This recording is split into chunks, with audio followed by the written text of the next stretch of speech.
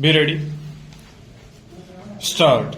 In the light of documentary evidence available on record, learned counsel for the appellant invited attention of this court to the specific finding recorded by the tribunal where it is said that the appellant having failed to produce any record beyond 16th April 2004 thus suppressed the relevant evidence, hence the liability.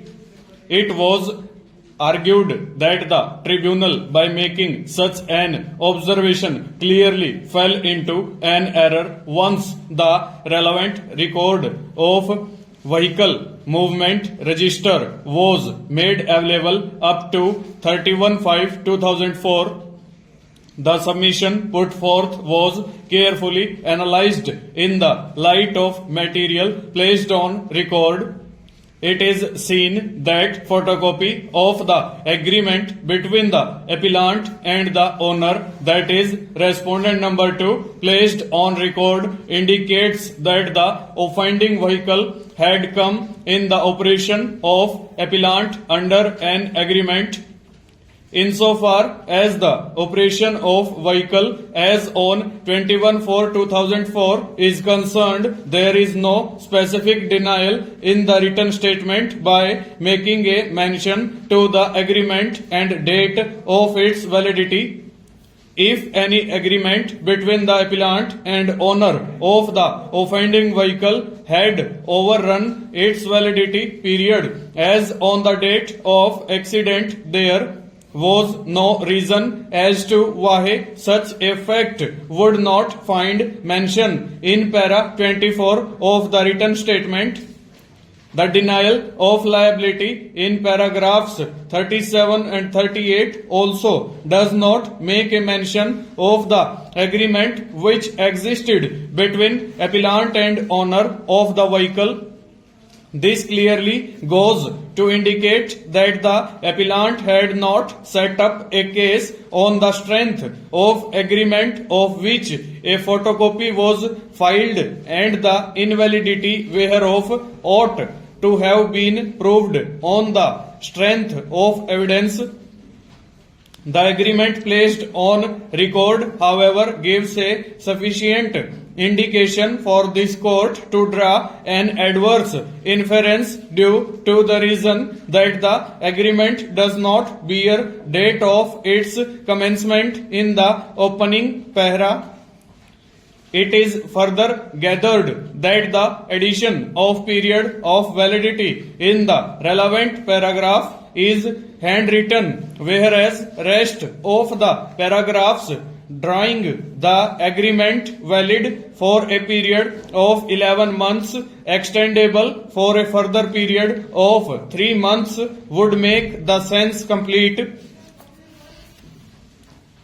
The addition in handwriting restricting the operation of agreement is suspicious. The date mentioned at the foot of the agreement is not clear as it to its validity, which reflects nothing but an evasive attempt on the part of appellant. The agreement having been filed by the appellant along with an affidavit shows that there was a contract between the appellant and the owner where under possession of the vehicle vested in the appellant as on the date of accident. The appellant had also placed on record a photocopy of the vehicle movement register which was handwritten, but photocopy of the document which contains a resembling number of the vehicle involved was not found admissible and was also not proved by the appellant.